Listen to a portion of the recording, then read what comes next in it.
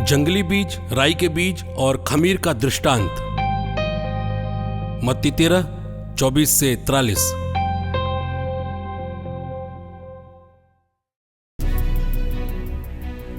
यीशु ने उनके सामने एक और दृष्टांत प्रस्तुत किया। स्वर्ग का राज्य उस मनुष्य के समान है जिसने अपने खेत में अच्छे बीज बोया था। परंतु जब लोग सो रहे थे तो उसका बैरी आकर गेहूं में जंगली बीज बोकर चला गया। जब अंकुर फूटा और बालें लगी तब जंगली बीज के पौधे भी दिखाई पड़े।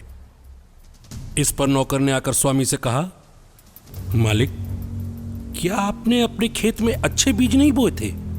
अब उसमें जंगली पौधे कहां से उगाए? स्वामी ने उससे कहा, यह किसी बैरी का काम है।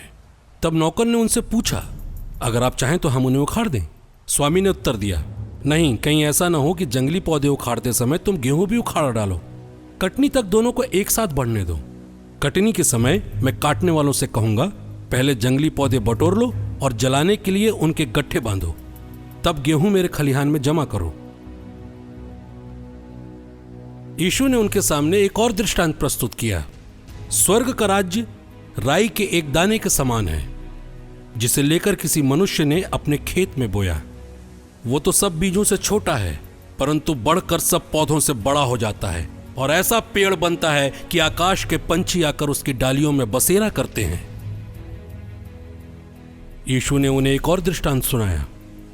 स्वर्ग का राज्य उस खमीर के समान है जिसे लेकर किसी स्त्री ने 3 पसेरी आटे में मिलाया और सारा आटा खमीर हो गया। यीशु दृष्टांतों में ही ये सब बातें लोगों को समझाते थे। वो बिना दृष्टांत के उनसे कुछ नहीं कहते थे, जिससे नबी का यह कथन पूरा हो जाए, मैं दृष्टांतों में बोलूंगा, पृथ्वी के आरंभ से जो गुप्त रहा उसे मैं प्रकट करूंगा। यीशु लोगों को विदा कर घर लौटे। उनके शिष्यों ने उनके पास आकर कहा, खेत में जंगली बीज का दृष्टांत हमें समझा दीजिए।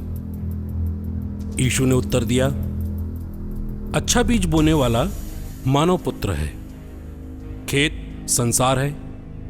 अच्छा बीज राज्य की प्रजा है, जंगली बीज दुष्ट आत्मा की प्रजा है। बोने वाला बैरी शैतान है। कटनी संसार का अंत है, काटने वाले स्वर्गदूत हैं। जिस तरह लोग जंगली बीज बटोर कर आग में झोंक देते हैं, वैसा ही संसार के अंत में होगा। मानव पुत्र अपने स्वर्गदूतों को भेजेंगे और वे उसके राज्य की सब बाधाओं और कुकर्मों को बटोर कर आग के कुंड में झोंक देंगे। वहां भी लोग रोएंगे और दांत पीसते रहेंगे।